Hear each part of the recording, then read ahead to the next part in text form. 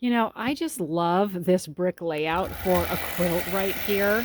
Baby quilt is what I have right this time, but in the past I've had a throw size here, and it's just such a nice design. It's very soothing, I think, and I was delighted when Wanda created this and brought it over. Like I say, baby quilt, 42 inches by 54 inches.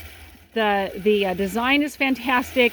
The fabrics are super cute, and it's all flannel top and bottom. Every piece is flannel. Look at these elephants. Oh, are you in love? Little sweetie pies right here.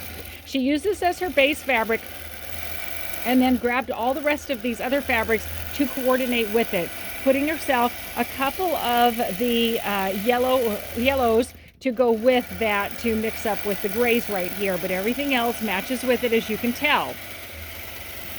Backing fabric has that great stripe on it. Let me tell you a couple things going on right here.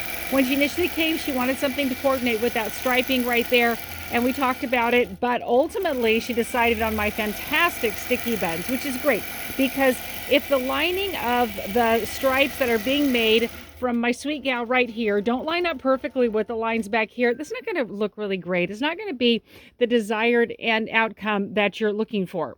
So this sticky buns is great because it solves all of those issues, and it's just fun. It's just festive. It looks fantastic on a baby quilt. Doing it in the medium gray color of thread. A couple of things is she had some pieces left over and decided to make a nice section all the way through the backing right here. You can see that she's using the front fabrics in which to do that. There's that herringbone right there. Let's go look over here and I'll show you a couple of the pieces on this side. She's got the polka dot there. You see she has the little elephants. So she created an extra piece all the way along here. And I wanted to make sure that when she gets ready to trim this and do the binding, that it's not going to end up right on a seam. That's going to be very thick and uncomfortable and frustrating. So I balanced it in between this one right here with the herringbone and the one on the other end. I was careful to check that. So that is something that I like to do over here at the quilting studio, is to make sure that something's going to be balanced as best as possible and it's not going to run into a seam, whether it be something like this on the backing or whether it be where the backing has been pieced. I try to be aware of that very well. And so that's always something nice for you to bring up with me when you have it here so that we can have that discussion ahead of time. Secondly, it's all flannel, and she pressed all of her seams open. Now I've already basted down the quilt, so I can't show you the underside of the quilt, which I wish I would have taken a quick picture of, but I will show you that on the backing, she did that. See how she's pressed all those seams open? She did it not only on all the backing, but every seam on the front.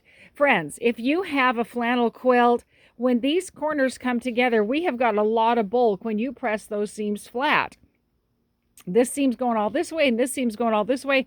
And right here, there's an enormous bulk. So if you have thick fabric, whether it be a tweed or a flannel, something else that might have something thick with it, press those seams open. Or if you just have a spot where a lot of seams come together, pressing them open is going to make a very big difference for your quilt and over here at the quilting studio at how well my honey does in finishing it up. Happy quilting. Bring something over here to the quilting studio. I'll help you be amazing for you.